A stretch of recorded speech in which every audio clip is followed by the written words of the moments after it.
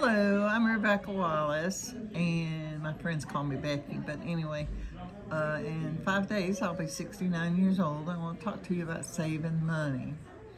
In this day and time, it's very hard to save money, but yet the economy is to where that we really do need to have a emergency fund. And people will tell me all the time, I can't save. So I'm going to tell you my secrets of how I save my money. One of them is checking account. If you get paid like me once a month, when I get paid, whatever is in my checking account left from the previous month goes into my savings account. I don't care if it's $2 or if I'm lucky it's $150. Whatever's in my savings account, my checking account, I automatically put into a savings account. The other way I save, another way, is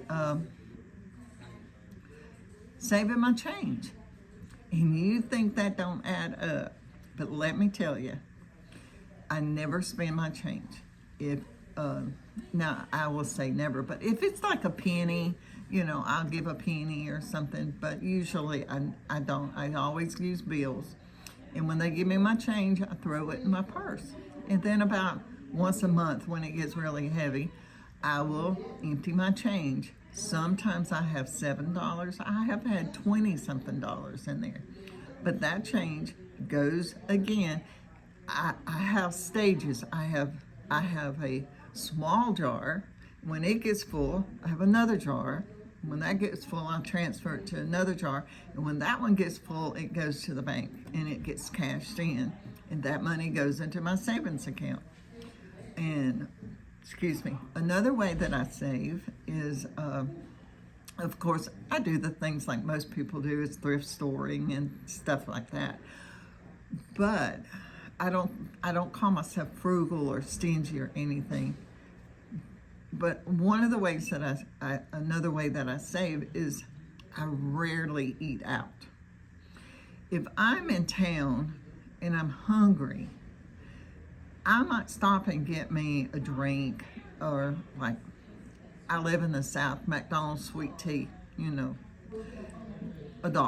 I think it's up to $1 something now, but I stop and get a sweet tea, or I carry something like snack bars in my car. So what I do then, because I can wait till I get home. If I'm in town and it's lunchtime and I'm going to be home within an hour, I can manage to stay home.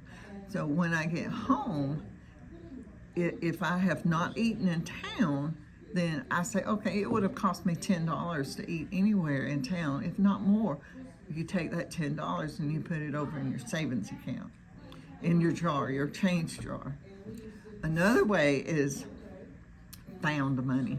And when I talk about found money, I'm not talking about on the street corner. I'm talking about in your pocket. If you laundry your clothes and, hey, there's a $20 bill. I forgot I put that in my back pocket. You don't go put it in your purse because you didn't know it was there, so you didn't need it. That money, I have another jar on the back behind my washing machine, and any money that I find in the washing machine in the dryer goes into that jar, and it will add up. Usually in 6 months' time,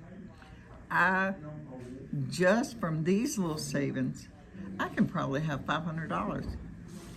Well, $500 can get me on a short little day trip. If I'm lucky and I have a partner, I can go on a cruise. It's like you can save your money if you just think about it. And I'm sure a lot of y'all have more ideas of how to save money, but just do it in baby steps. You don't have to throw $1,000 in a savings account. Who's got $1,000 at one time to throw in a savings account? Nobody. But I guarantee you, within a year of doing these little bitty baby steps, you'll have $1,000. And that's the way I roll.